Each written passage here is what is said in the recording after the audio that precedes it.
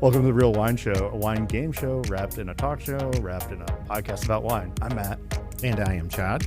So our first segment is kind of like Wait, Wait, Don't Tell Me. We're calling it Spot the Corker, where we read possibly fictitious news pieces and ask each panelist to decide if they're true or false. The second segment is the emotive blind tasting, where instead of relying on the usual descriptors like what kinds of fruits, how much tannin or acid the wine has, we ask our panelists to taste the wine and tell us a story about the wine based on how it makes them feel, like perhaps a memory, or if the wine were a person, what kind of person would it be? You know, think of it less of a game show and more of a wild discussion about the wide world of wine. So let's get into it. Let's do it. All right. We have on the panel today Tatiana Portillo Dowdy, and then we have Brenda Puska and Kristen Pennington. Hello. Hey guys. Hello. Hey. We'll go from your right to left, so my left to right, with Tatiana. Want to just kind of say a little bit about yourself? Yeah. So I've been working in wine for 3 years now. I know Liz Martinez has been a guest on your show before, yes? Yeah. So I worked at a restaurant and she was my sommelier. Oh, cool. And she showed me Nebbiolo for the first time and my mind was just like blown. Yeah. I started studying wine and then started focusing more of my hospitality career in wine shops and working as a sommelier now at Prime and Proper. I work on the wine team there with really awesome sommeliers named Stefano. So yeah. Cool. Nice. In Detroit now. So did Liz actually get you into wine? Would you say that's your wine origin story? Or yeah, so did you have experience with wine? So I didn't have that much experience with wine. I had been in hospitality for a while, but I was interested in bourbon, actually, and studying a little bit different kinds of bourbon. And, you know, when the sommelier or the wine director is like, oh, yeah, we're going to have a wine tasting after the shift. We'll do the by the glass tastings and, you know, we'll run through the wine list. Everybody's like, oh, yeah, we're going to drink some wine after work and, you know, it's going to be fun. But the way that she talked about it and the way that she spoke about it first intrigued me. And then I was like, okay, let me see what she's talking about. And then she introduced me to, it was a Barolo, actually. And Nice. I was just like, oh, my God, this is amazing. And that's what prompted me to start studying wine a little bit more and then start studying on my own. So, yeah. Cool. Well, thank you. Yeah. Brenda, what do you My what wine do you origin got? story. What's a little bit Oh about my you, or a gosh, little bit about yourself? You know what? Okay, so yes, my name is Brenda. I've been selling wine in a retail setting for over 10 years. I would say that I first started getting into wine when I lived in Illinois, and I went to a grocery store called Logley, and I would scan the shelves for Australian Shiraz, because at that point I thought, you know, this is the bomb diggity. This is where it's at. So that was probably 25 years ago.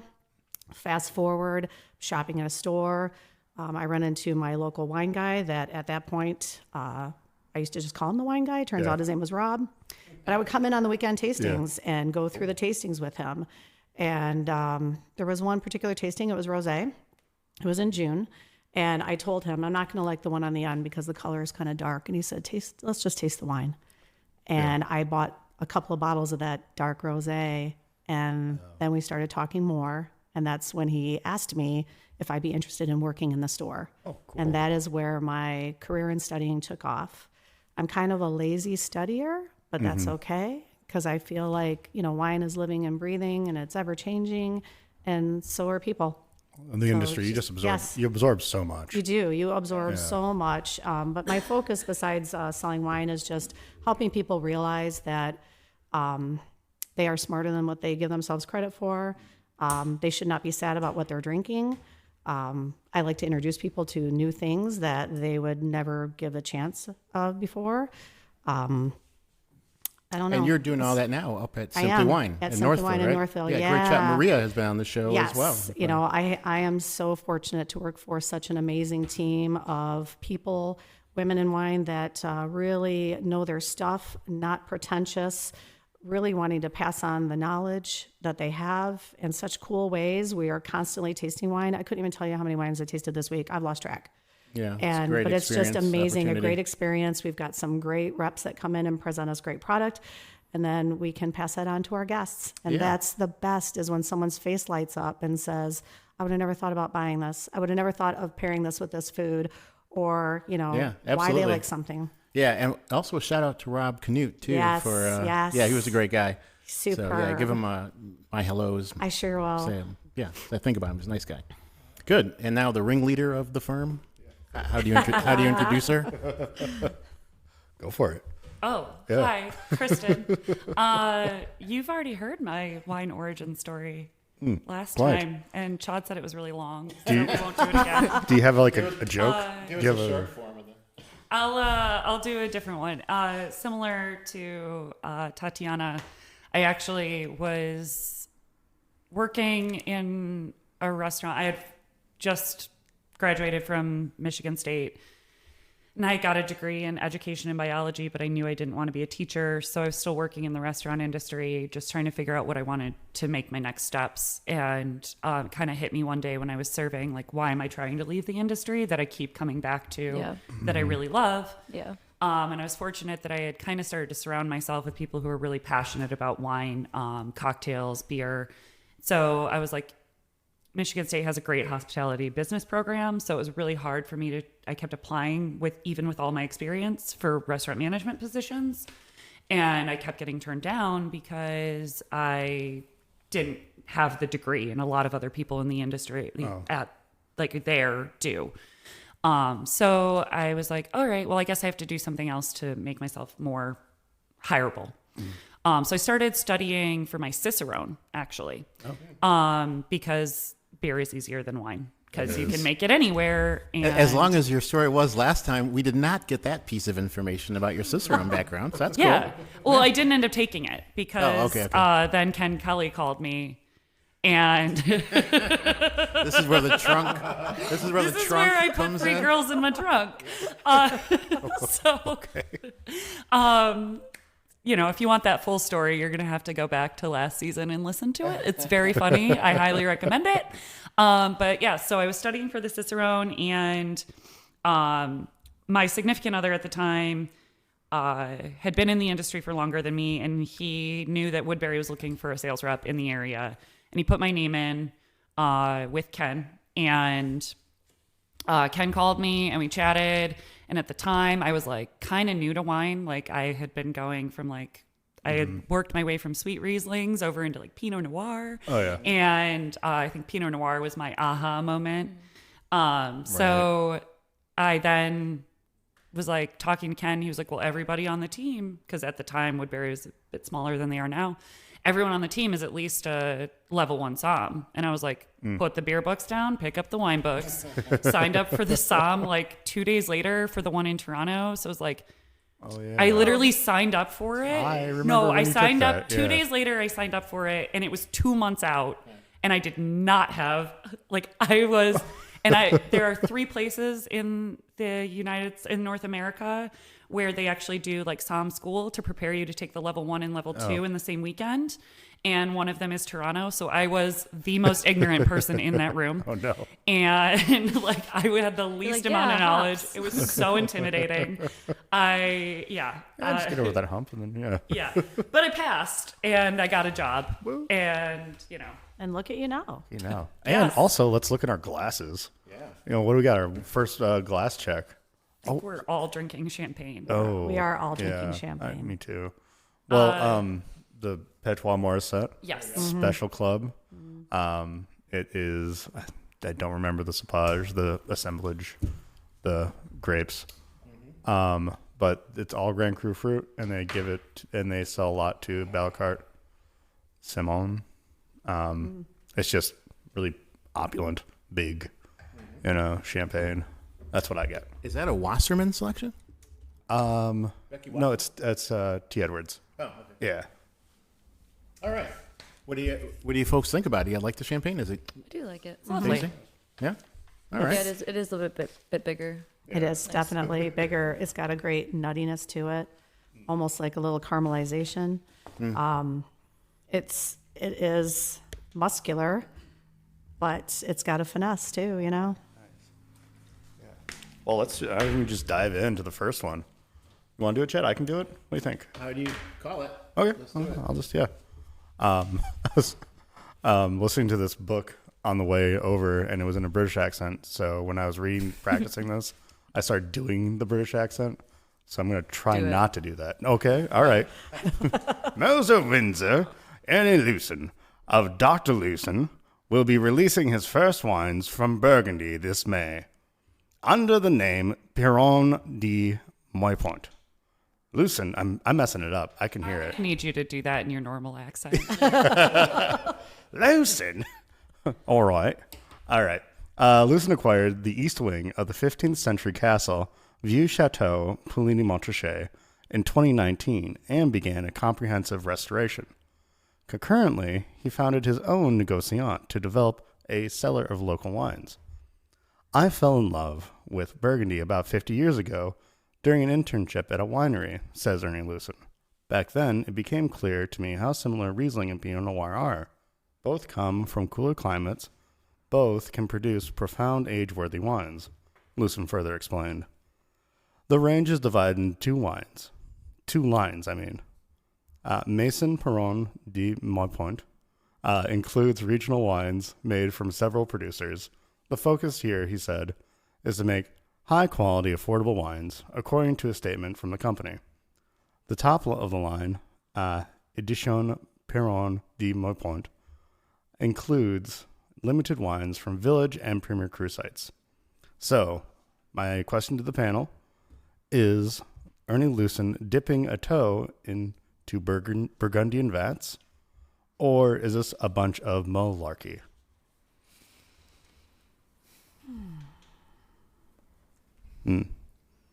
I mean, Is it true? do we have to figure out whether he's physically dipped his toe into a vat? Of Burgundy?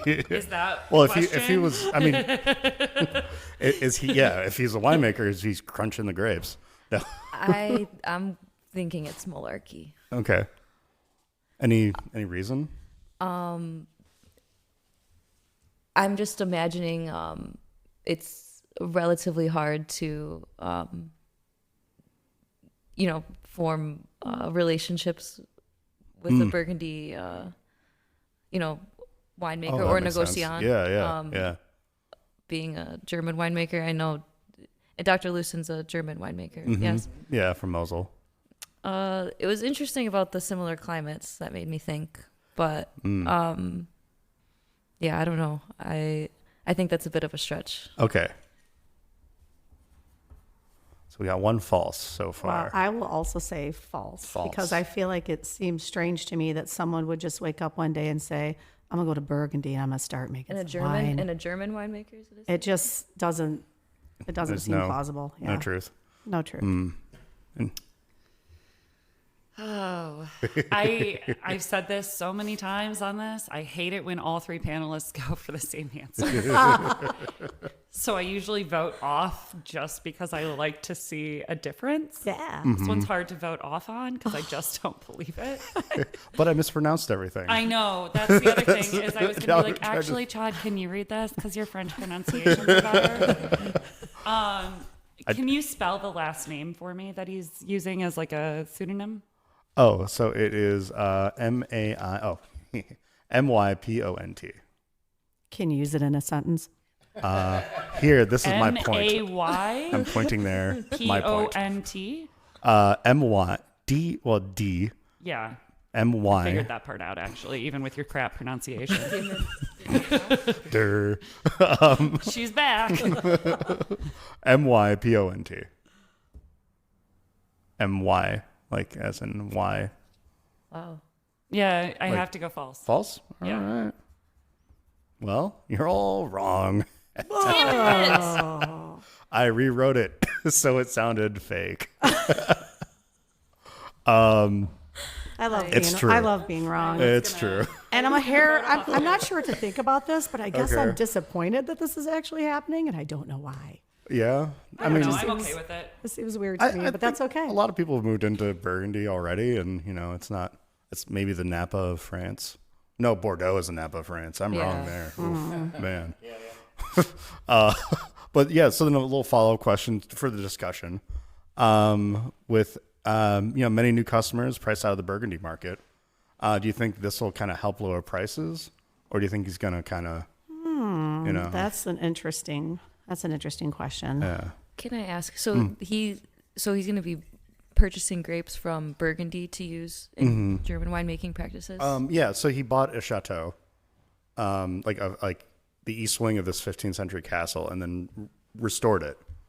And he's making wine there, or he's paying to have wine made there, basically.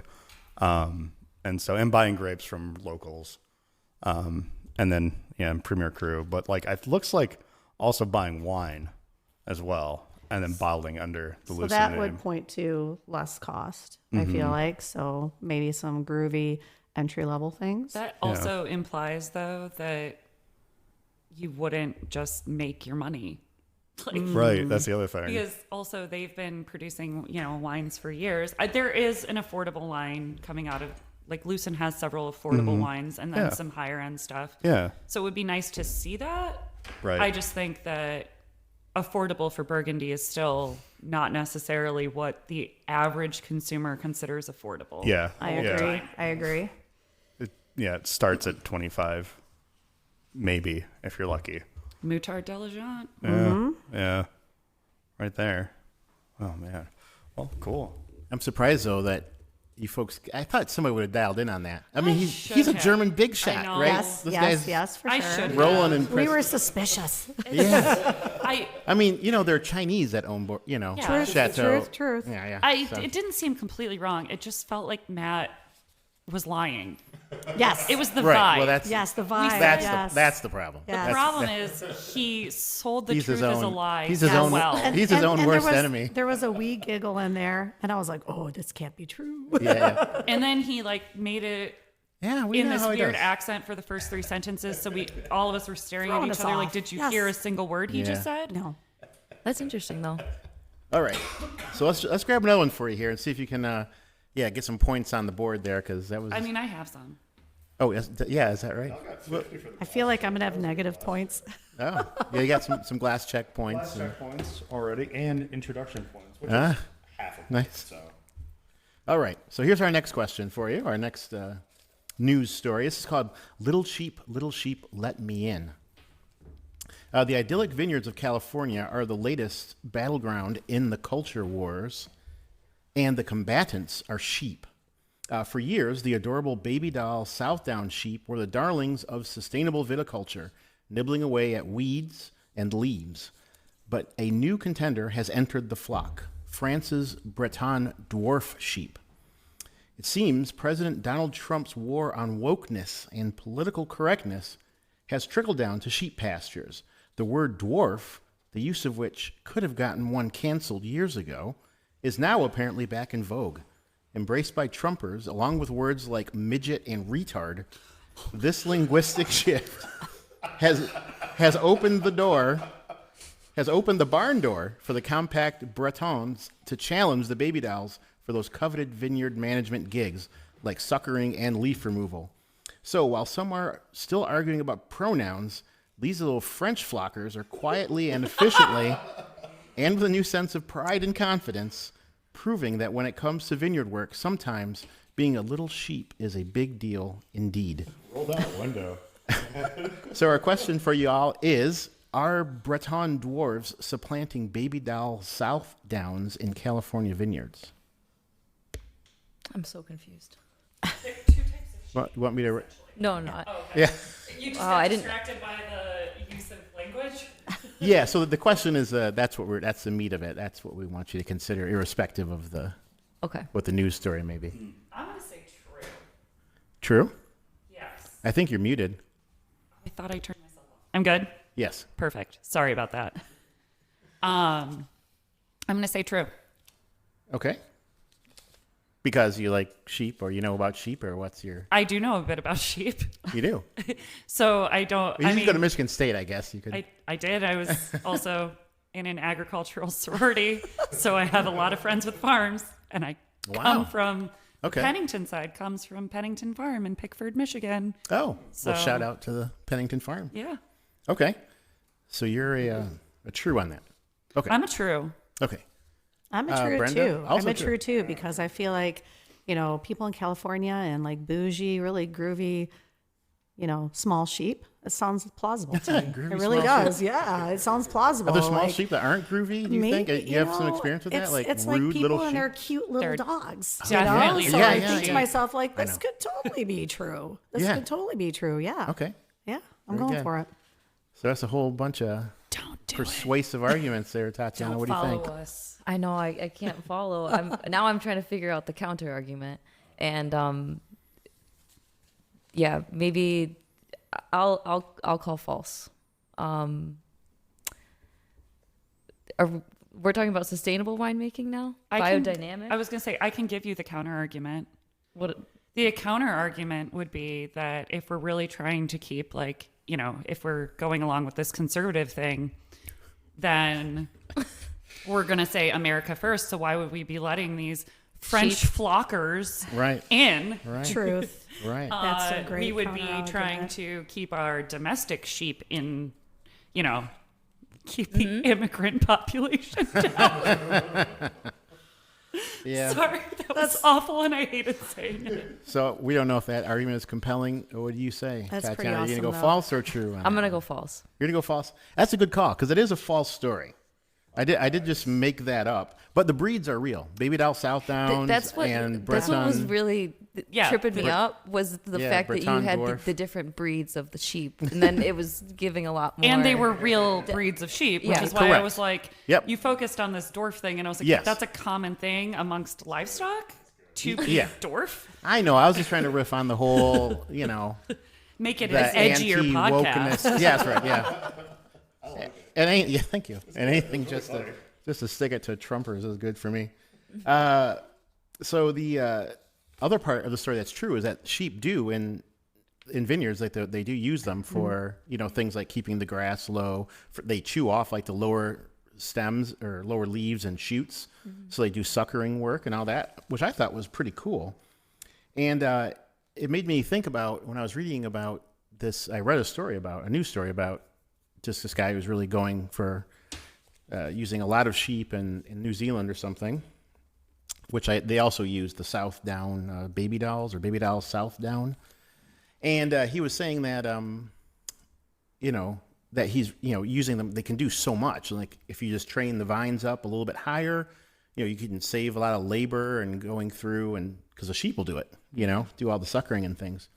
So it got me thinking about, we spend a lot of time talking about the taste of wine. Do you think that we're maybe not focusing enough on the story of sustainability? That was kind of our follow-up question. I wanted the conversation to move in that way. Could we tell stories about, hand and hoof? They have hooves, right? This is a question for you, Kristen.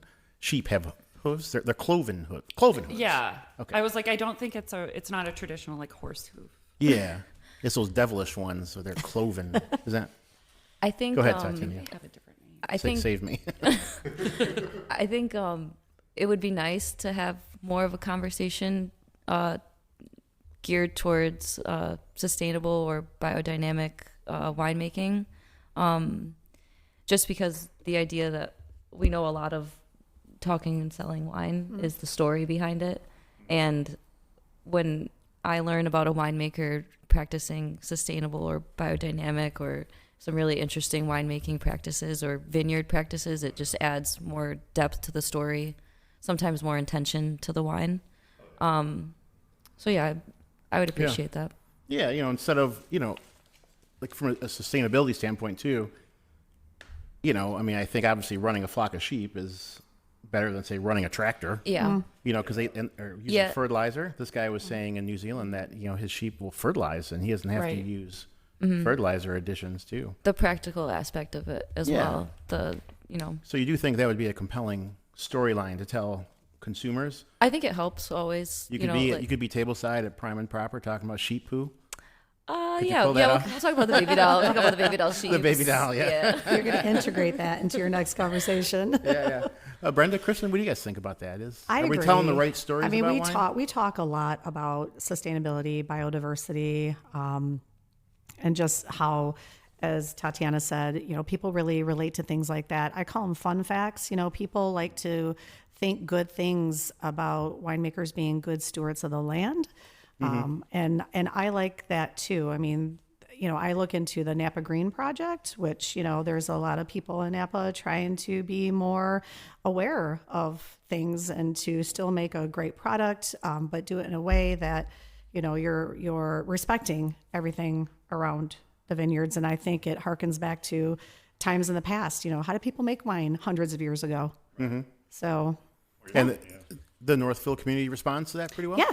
Yeah, I mean, sometimes we just had a premier wine club a couple months ago that had a winery that was part of Napa Green, and I was telling people just when they would come pick up their wine, like, let's talk about this, let's talk about these two wines, and by the way, if you're interested, these are members of the Napa Green Project. You should just look them up. I just pop it into their lap because if they want to take time to do it, that's great. I think it opens up things, and then you start hearing people come in asking for more than, say, an organic wine. Or a natural wine. They're just looking for maybe a cleaner wine or just a wine that is made in a place that they honest respect wine, everything. I think, An honest is a phrase wine, I yeah. like to use a lot. Yeah. Just honest winemaking Yeah. and things like that. I like that. Yeah. And Kristen, why not? you sell wine all over the state. Does that Right. does that resonate? I feel like I'm That was- constant. As when you said that, I was like, I do think that's what we're talking about, aren't Right. we? Like, I feel like when I just did a tasting in Grand Rapids on Friday, and I was tasting When and Where Chenin Blanc, and if you're familiar, and then two kind of wine-based canned cocktails from Delinquente. And I brought his wines here before, and he's been on the show. Yeah, that's right. And all I was talking, he makes an aperitivo, and it's wine-based, so it's like Aperol, but every ingredient in there is natural. So there's no artificial dyes or colorings. Right. He's getting the coloring from like carrot and beet. And that increases the sugar, which can increase the alcohol to get it to that style that he's looking for. And those go into some canned like wine-based cocktails, like an Aperol Spritz style. So it's Delinquente's Bizarro Spritz. But every customer that I had try it, I was having that conversation because I think there is a push toward having more natural ingredients in our food and our beverages. And I think it goes back just being able to tell those stories. I've been doing that since I started in distribution. Okay, yeah. So that's people just generally are just responsive I to think that. so. Yeah. And across the state from what I've seen. Yeah. But I think we've been doing that for many years. I mean, you've sold wine for a long Well, time. yeah, Right. of course, but I mean, things change, Yeah. I just wonder if my thought was that maybe we were a little behind the ball on that, like as an industry, the wine industry, like, because we were talking out, Right. Brenda, when we were sitting outside, we were talking about how it's kind of like the wine industry is kind of like an old boys clubby thing. And we Yeah. have, the model that we work from, right, within the industry is kind of stodgy, That's and a great word to wasn't- use. Yeah, it wasn't about telling that part of the story. And so I wondered if maybe it was like a generational thing, like Tatiana, you're younger, Well, and you were sometimes- very ready. You were quick to understand that that's an important part of the. Yeah, I feel like the sometimes storyline. you'll start talking about biodynamic or sustainable winemaking. It can very easily get like, oh, Right. Yeah. Uncomfortable? yeah, or just like a lot. Like Yep. it can very easily just like go over the line of just being like, whoa. Well, that's the skill of a sommelier, really, right? Right. Yeah. Information dumping. Yeah. I like to think, are people ready for the truth? I mean, you talk about the ingredients in that beverage, which, these are all things that are better for us. I would prefer that to high fructose corn syrup. Right. Right. And more consumers are ready for that. Yellow dye. Correct. Red dye. Yes, more consumers are ready for that, but are all consumers ready for that? And that's fine. That's Yeah. why everything exists. And I Right. think that Let me also interrupt here to say you have to start drinking more. We have glass checks to do. This is not a free. You can just sit here and just talk. You got to drink. I have Because barely we talked need at your all, okay? We need your input on some of these wines as well. So before we roll into the next session, let me encourage you, and you can pick up again. I'm not cutting you off, Kristen. You can pick up again. But let me encourage you. You got your dumps. Try some new wines. So we can. And there's a Magnum on the table. Somebody's got to I see you Yeah, brought how's the it now? flurry. get busy. Amazing. I kept trying to catch your eye to be like, It's really good. and then you It's kept really being good. like, Well, I've, oh, that was me pretending to look down at the table. much. So I feel like I come from a different background a little bit, only because most of the conversations I'm having about wine are with other wine professionals. I do have a decent amount of consumer experience, and obviously I think that is a conversation that we've been having in the wine industry amongst wine professionals for a very long time. The biodynamics, the sustainability, and it always reminds me of, when I started with Woodbury and Kindred Vines, is a very French-based portfolio. I love French wine. A good chunk of our portfolio at Carpe Vinum is French. But there's these historic, how do you go for 7 generations of winemakers if you're not farming sustainably? right. And I think when we look at it, and I like to see that California is doing something a little different, but if you look at farmers in general and the people who are farming and winemaking, for the most part, they're good stewards of their land because they want this to be a generational thing, much like cattle farming or Right. baby doll sheep. So this is the thing for me that is always in front of my forefront of my thoughts is that yes, the traditional storyline has been, listen, these people have been doing this for generations, 7 generations, whatever it is, 10, 13 generations. I was talking to Constantine Richter the other day. I think he's 11th gen or I something love like that. him. Yeah, he's cool. Hi, Constantine. Yeah, he's cool. We did. Listeners can check out that interview also on the podcast. Just hit your, yeah, you can find that. But in any case, we understand, I think, from within the business that, okay, yeah, if it's been around this long, it probably means that they're quite sustainable. They're working naturally, or whatever you want to call it. But the thing is, that is not part of the current, lexicon of goodness, right? Like we don't, like you were saying, you talk like getting into like the biodynamics and things. People are often just like whoop right over their head, right? They don't know why generational means good. That's. Do you I find think that we to have to be tell. more common with non-domestic winemakers?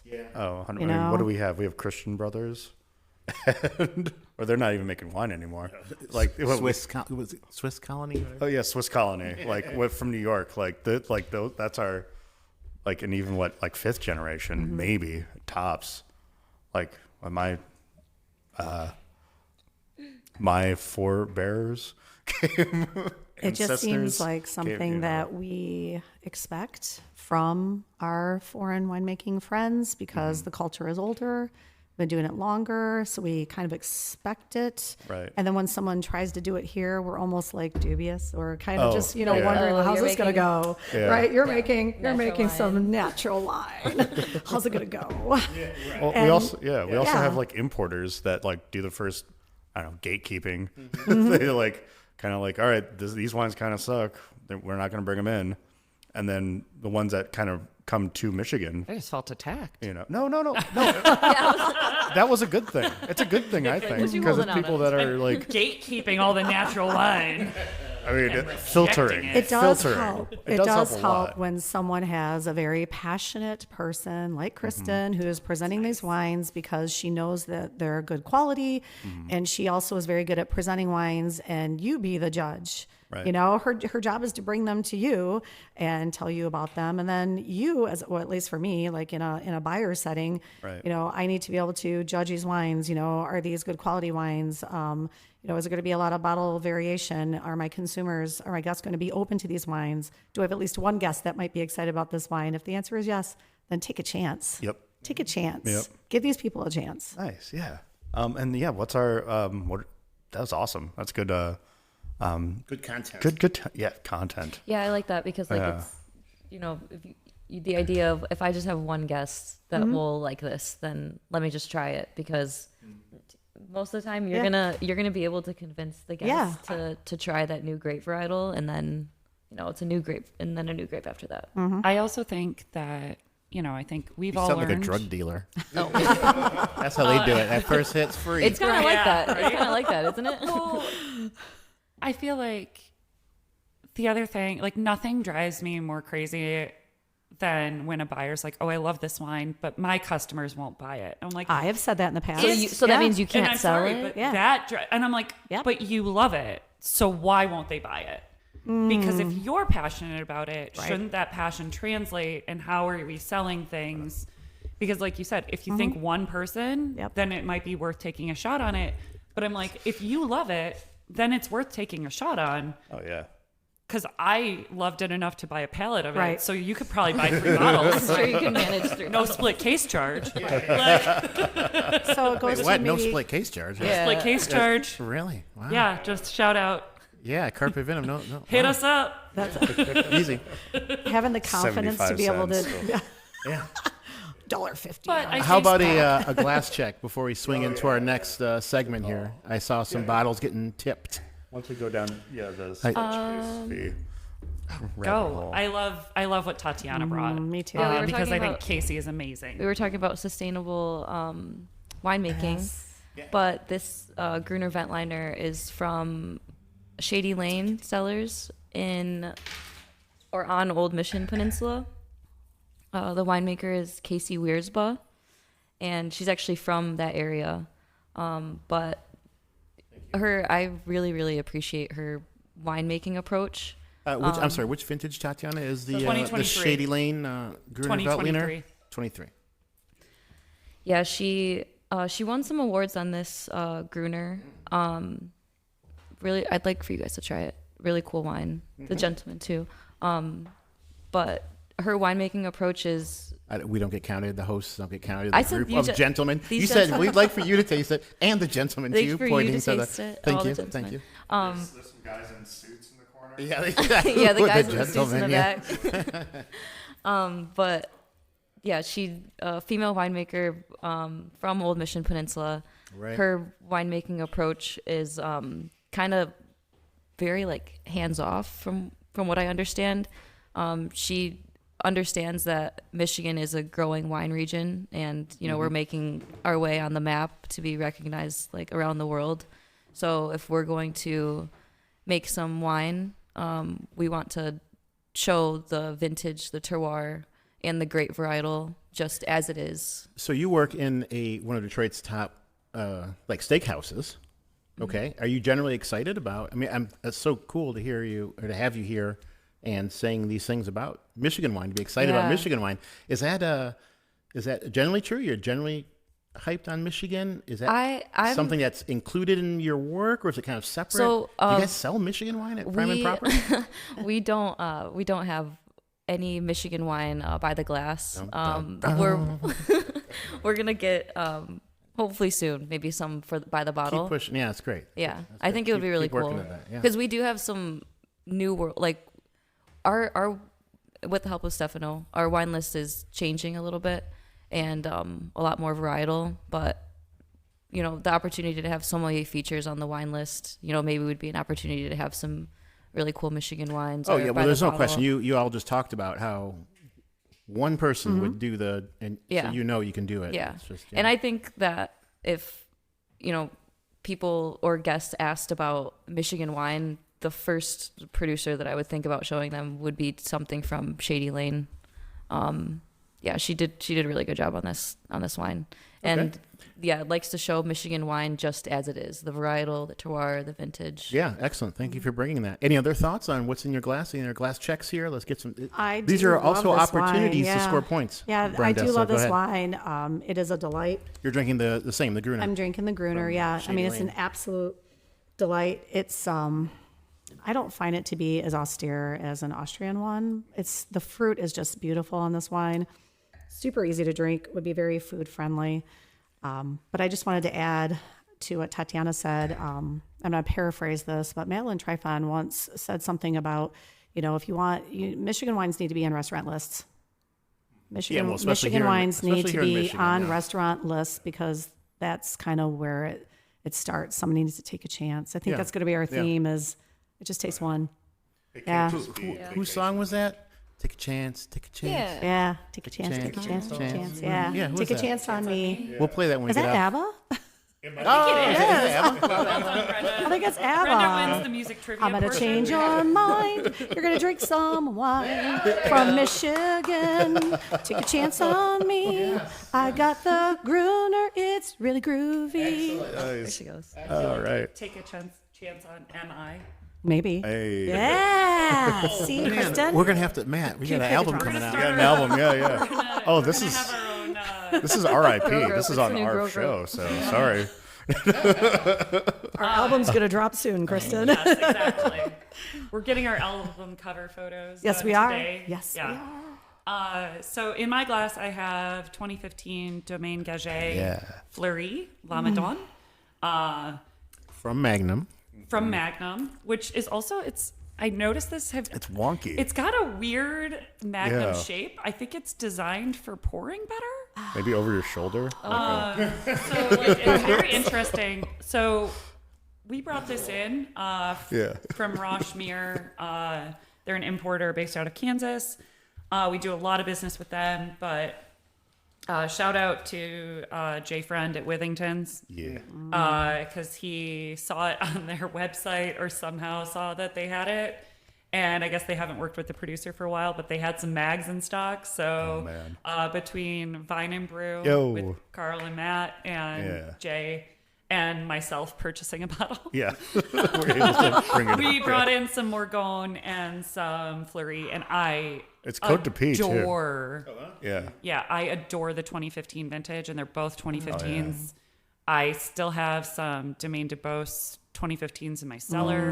Every time I pull one, I think they're absolutely incredible. And those are 0-0 too. Yeah. Like, which is wild. And Yeah. I just 2015. If you have any 2015 Beaujolais, please call me and invite Wait, me over. this is 15 as well? or- yeah, this is 15. Yeah, it's freaking great. And I love it. they have more Magnums at Rochemere. So if anybody wants Save to put us. together a Put me- special order, Yeah, put me down. it is special order only. We have I'm just two gonna bottles for sell sale wine at Vine today and while Brew. I'm Did you chill? Did you do a slight chill on that? I would love to taste that with a slight chill.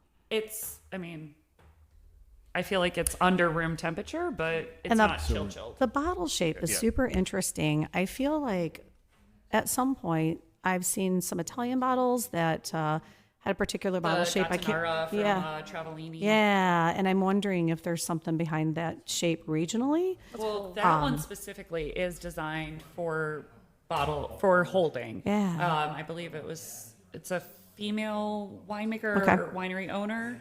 Not totally familiar with the story, but it is specifically designed to like fit your hand better for I pouring. love that. I love that. And I feel like with Magnums too, like sometimes when you pour them, Do you mind?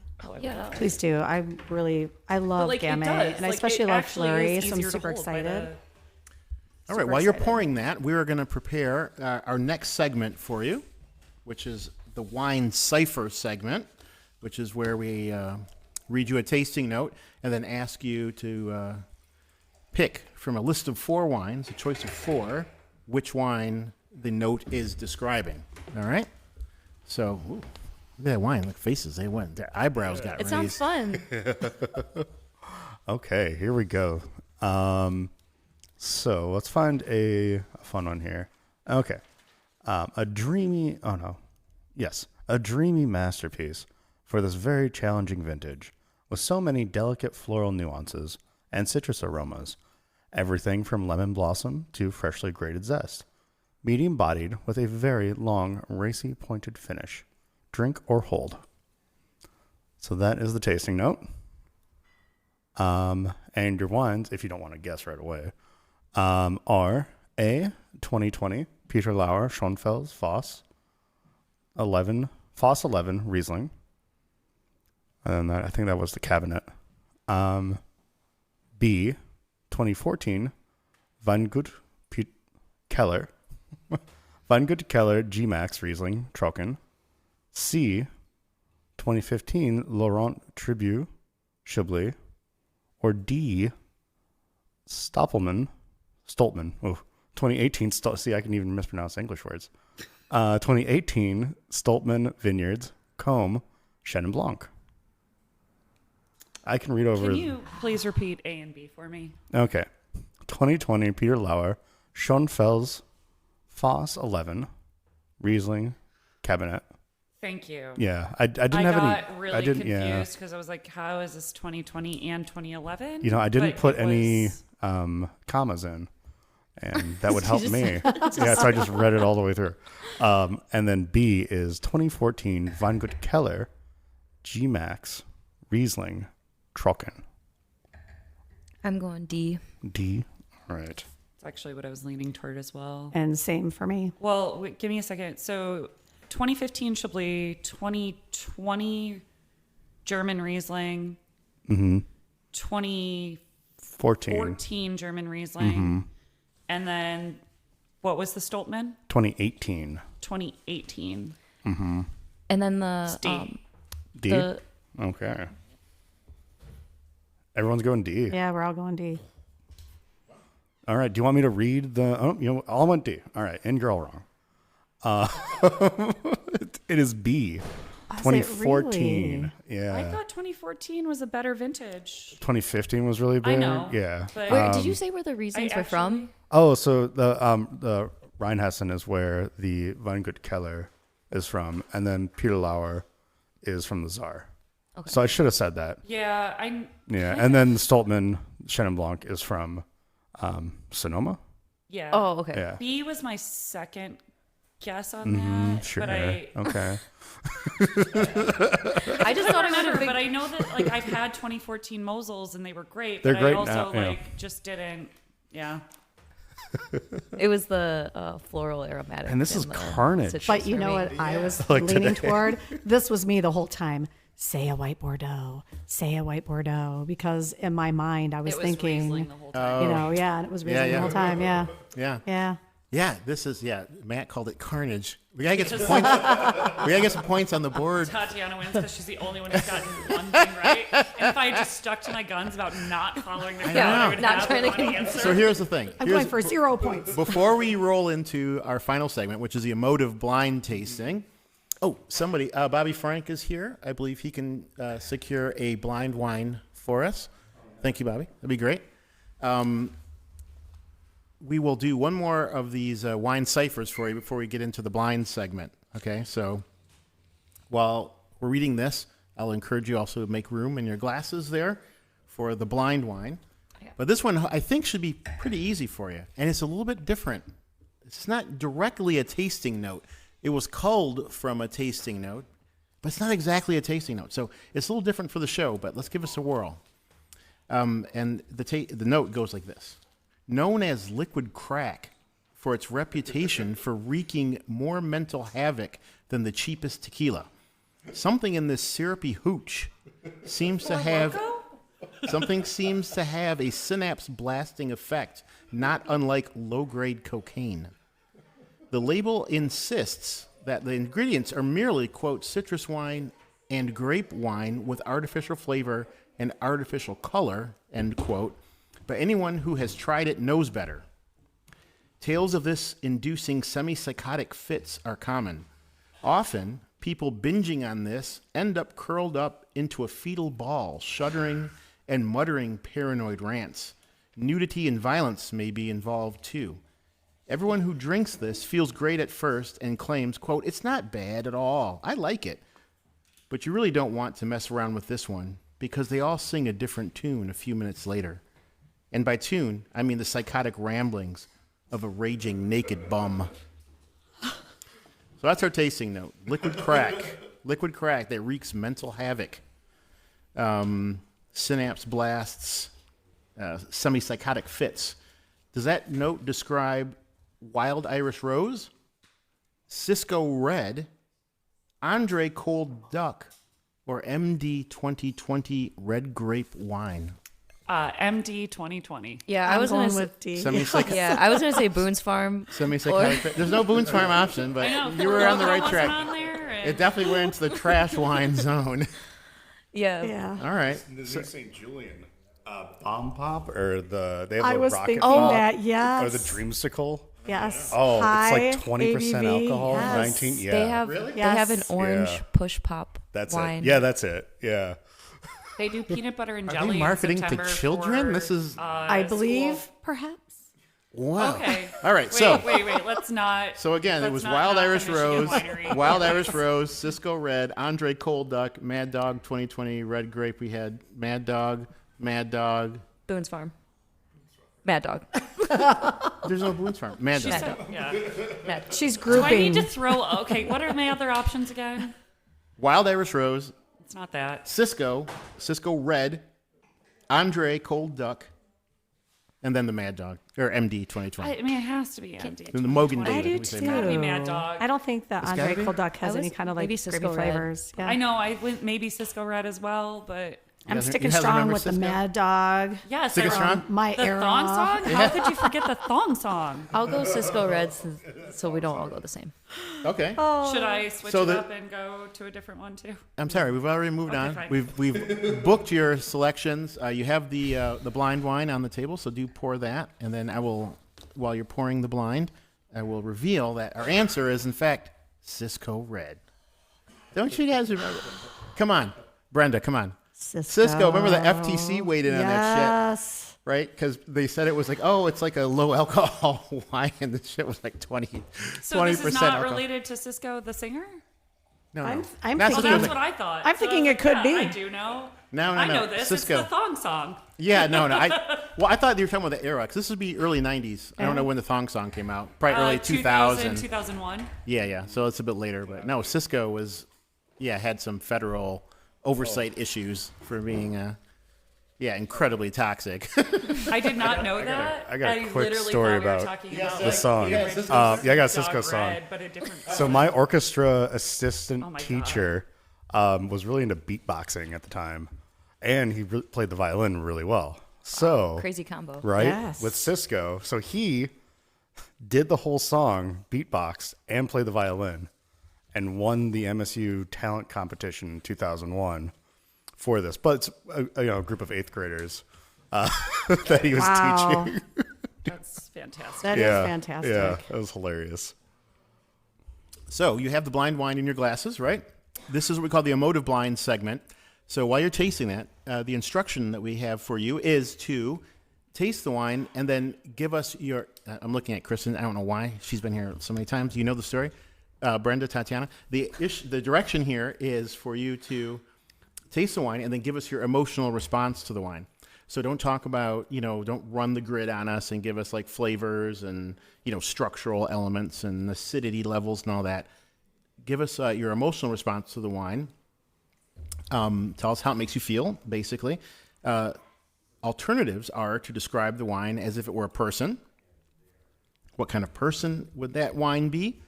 Or you could also relate it to music and tell us what kind of song this would So it's all be paired up. vibes. It's all vibes. It's all vibes. Bam, all vibes.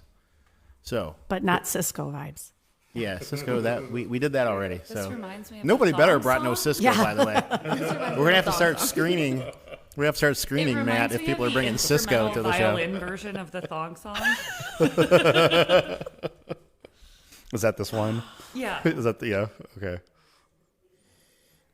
Oh man, pepper. For the benefit of You're not allowed to do the grid, Matt. of our listeners, I'll say they have a red wine in their glass. So we'll start from that. We have a red wine. Yeah, that's correct. That's a red wine. Yep. Oh, you're kind of laying the groundwork there, Brenda, are you? For our next parody. She's laying the Right. groundwork.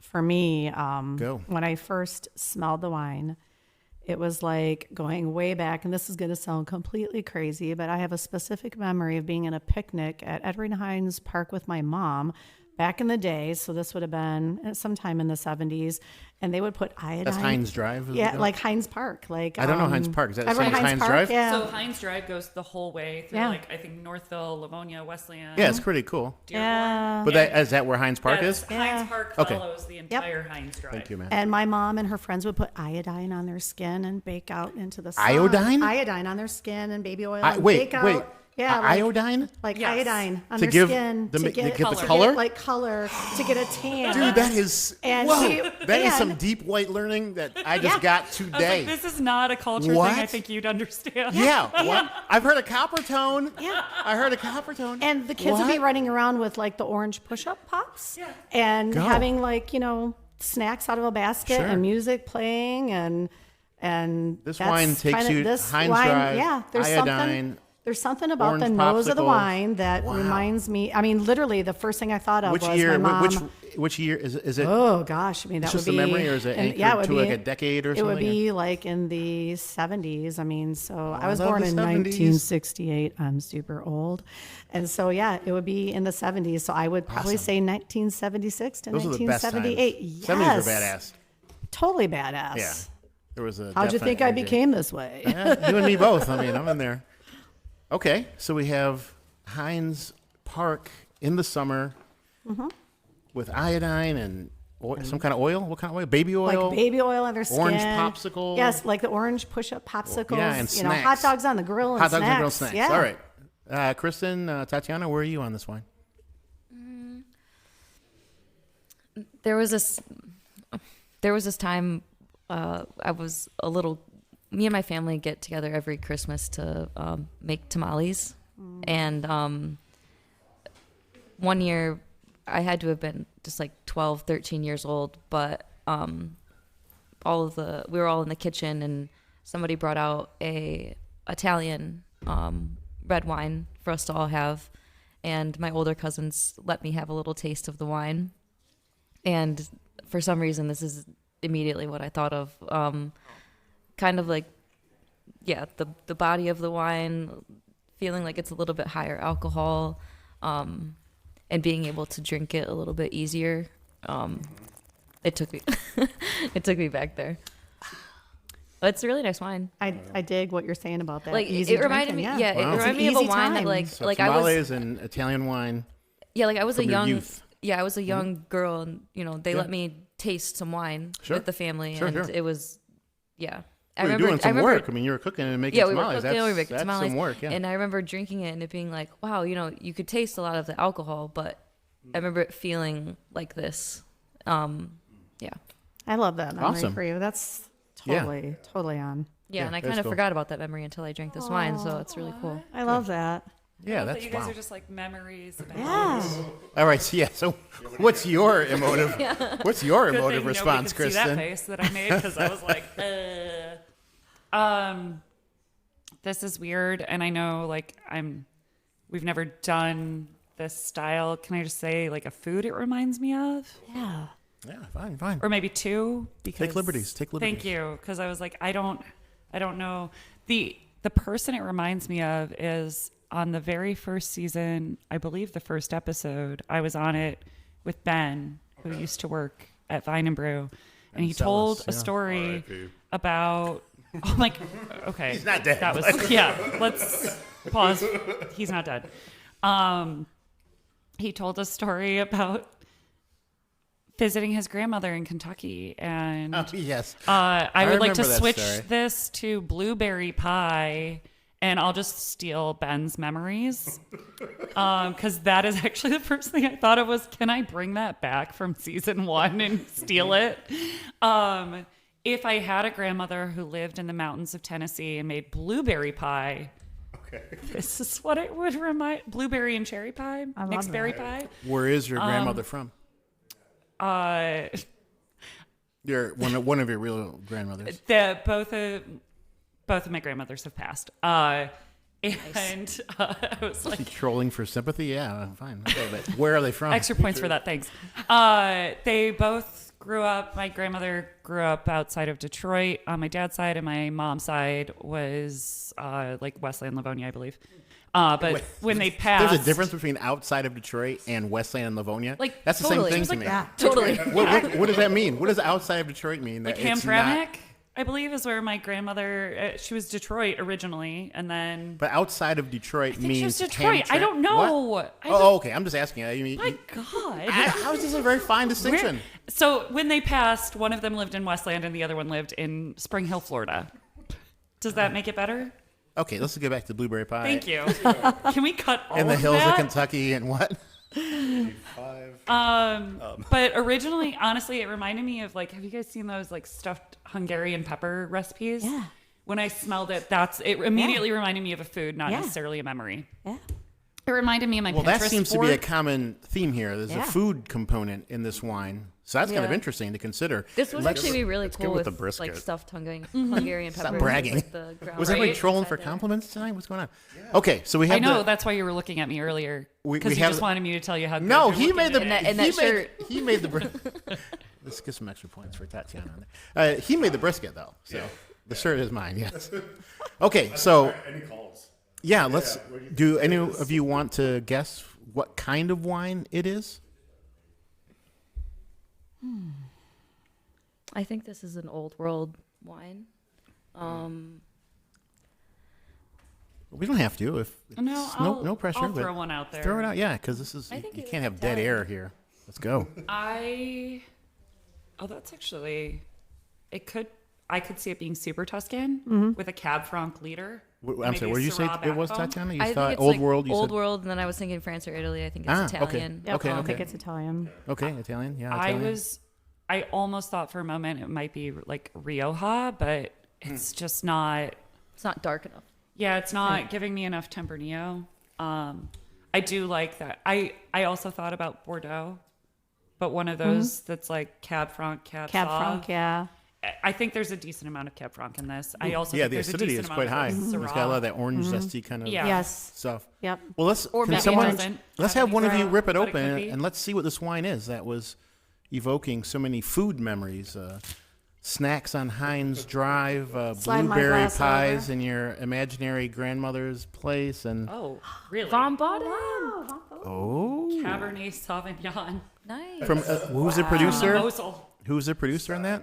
Stein. Stein. Yeah. I didn't expect that to be Cab Sauv. Not at all. I love that wine. Which vintage is that Stein Cabernet from the 2019. Mosel? 2019.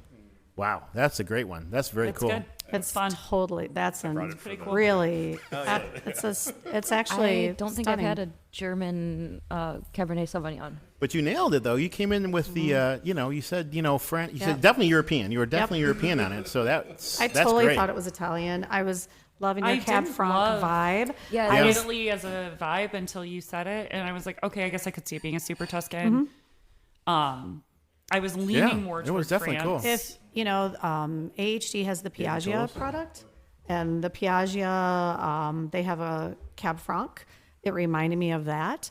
I started thinking, is this going to be a Cab Franc? Oh, Piaggio Sangiovese? from where is it? AHD has. I Yeah, believe, but Piaggio is they're in Tuscany, though. Yes, and so I was thinking Sangiovese and Cab Franc. Oh my God, my That's brain. Yeah, what my I was thought gonna say was. Chianti, and I was Yeah, like, like that Alright. was my vibe. I was not thinking Cabernet at all, but this is also me. timer. Slide this That- over. I want to taste that again. So we're gonna slide this over to the totals.